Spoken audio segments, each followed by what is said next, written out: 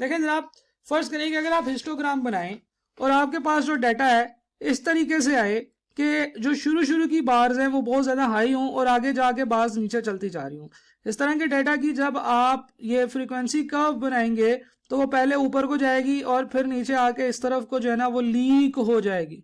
ठीक है, तो इसको याद करने का जो तरीका होता है वो बहुत ही ईजी होता है कि देखें, एक चीज़ है कि जिसे हम कहते हैं कि नॉर्मल डिस्ट्रीब्यूशन है, जो कि सेंटर से बिल्कुल हाई है। मीन, मीडियन और मोड जो है ना ये इनमें इन तीनों नॉर्मल डिस्ट्रीब्यूशन के अंदर बराबर होते हैं। अगर हम नॉर्मल डिस्ट्रीब्यूशन की हिस्टोग्राम देखें तो वो आपके पास ऐसे बनेगा कि सेंटर वाली सबसे ज़्यादा हाई होगी, उसके बाद लेफ्ट और राइट दोनों साइड पे छोटी छोटी बार्स बनती चली जाएंगी। यानी कि ये एक ऐसी फ्रीक्वेंसी डिस्ट्रीब्यूशन है जिसमें वैल्यूज जो हैं वो दोनों तरफ, मीन के दोनों तरफ जो है ना वो प्रॉपरली डिस्ट्रीब्यूटेड है। ठीक है जी, इस तरह के डाटा को नॉर्मल डिस्ट्रीब्यूशन कहते हैं। नॉर्मल डिस्ट्रीब्यूशन की एग्जांपल ये हो सकती है कि अगर हम लोग हाइट की बात करें कि नॉर्मली किसी भी क्लास के अंदर जो नॉर्मल हाइट होती है that is for example 5.5 inches. ठीक है जी, इससे ज़्यादा हाइट वाले लोग भी होते हैं लेकिन और इससे कम हाइट वाले लोग भी होते हैं। ऑन एवरेज जब हम फाइंड करेंगे तो ये 5.5 बनेगी, लेकिन इससे ज़्यादा हाइट वाले लोग भी होते हैं। अच्छा, इससे ज़्यादा हाइट वाले लोग होते हैं तो इसका क्या मतलब है कि वो बहुत ज़्यादा होंगे? नहीं, वो बहुत थोड़े से होते हैं जो बहुत लंबू होते हैं, बल्कि क्लास में लंबू मशहूर होते हैं। इसी तरीके से छोटे कद के लोग भी होते हैं जिनका नाम भी फिर जो है ना उस हिसाब से पड़ जाता है। तो ना वो लोग ज़्यादा होते हैं जो जिनकी ज़्यादा है हाइट, और ना ही वो लोग ज़्यादा होते हैं जिनकी हाइट कम है। नॉर्मली ज़्यादा लोगों की तादाद वो होती है जिनकी हाइट एवरेज के आसपास है, इसको हम नॉर्मल डिस्ट्रीब्यूशन कहते हैं।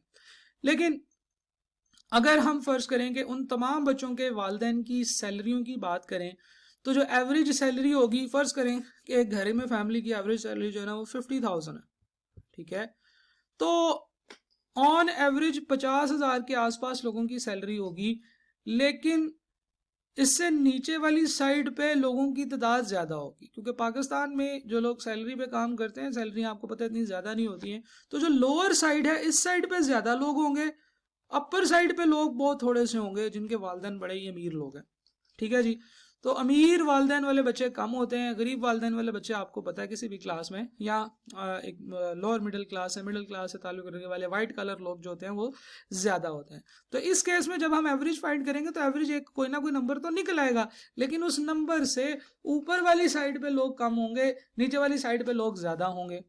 ठीक है जी, इसलिए ये जो उभार है, ये वाला जो उभार है ये अगली साइड पे चला जाएगा और नीचे जो है ना वो लोग, सॉरी, इसलिए जो उभार है ये पिछली साइड पे रहेगा, यानी कि वहां पे जहां पे लोगों की तादाद ज्यादा है वहां पे समझ लो कि ज्यादा भीड़ लगी हुई है और अगली साइड पे भीड़ कम लगी हुई है। इस तरह के डाटा को हम लोग पॉजिटिवली सिक्योर्ड डिस्ट्रीब्यूशन कहते हैं, जिसमें आप समझ लीजिए कि ये अगर एक शापर है, इस शापर को पॉजिटिव साइड से अगर कोई लीक कर दे तो ये इधर को बह जाएगा।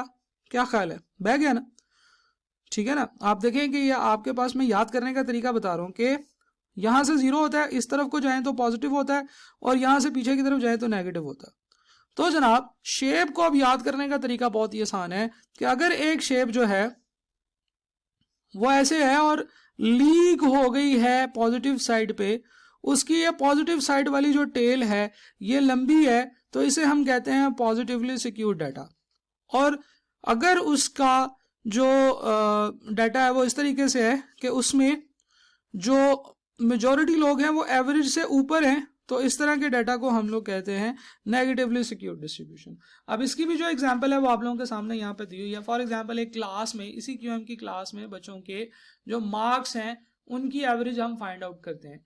तो एवरेज हमारे पास कोई नंबर निकला था, फॉर एग्जाम्पल 80 है जी एवरेज तमाम बच्चों की परफॉर्मेंस। तो हमें ये पता है कि इस एवरेज से ऊपर वाले लोग जो हैं वो ज्यादा होंगे और इससे नीचे वाले लोग जो है ना वो कम होंगे। ठीक है जी, तो इस तरह की सिचुएशन को हम लोग ये कह सकते हैं कि ये नेगेटिवली सिक्योर्ड डिस्ट्रीब्यूशन।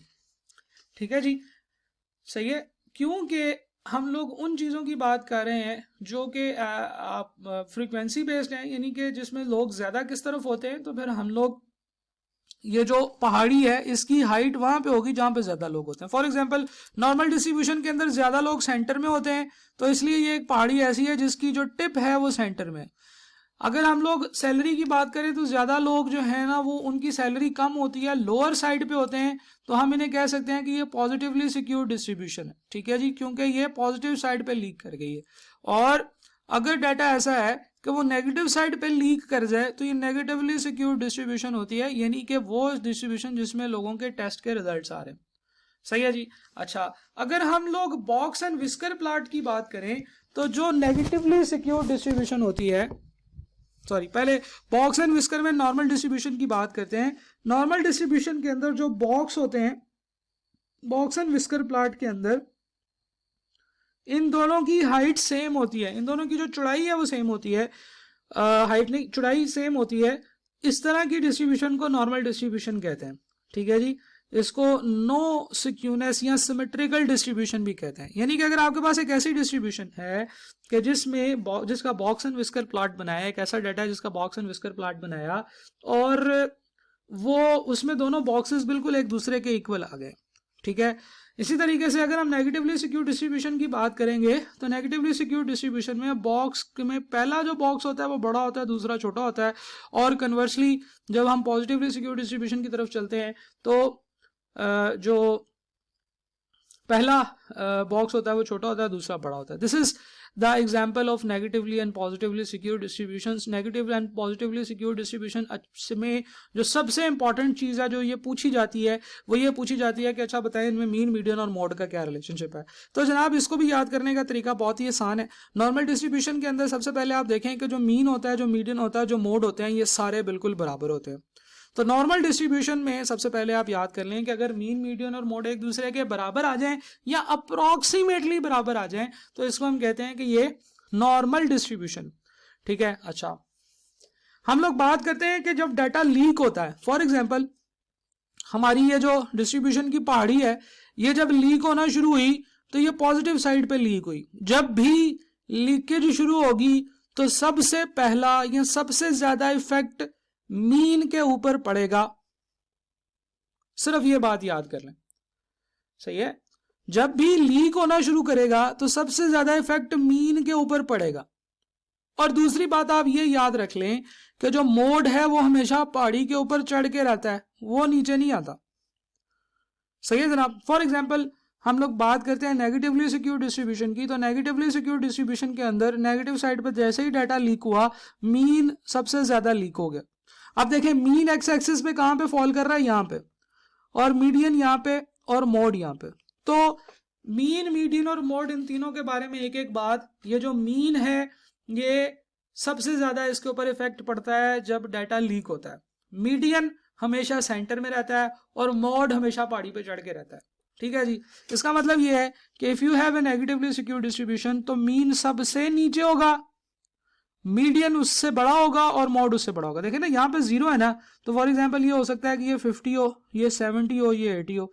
तो जनाब हम लोगों ने याद करना है कि नेगेटिवली सिक्योर डिस्ट्रीब्यूशन है तो मीन सबसे छोटा, उससे बड़ा मीडियन और उससे बड़ा मोड।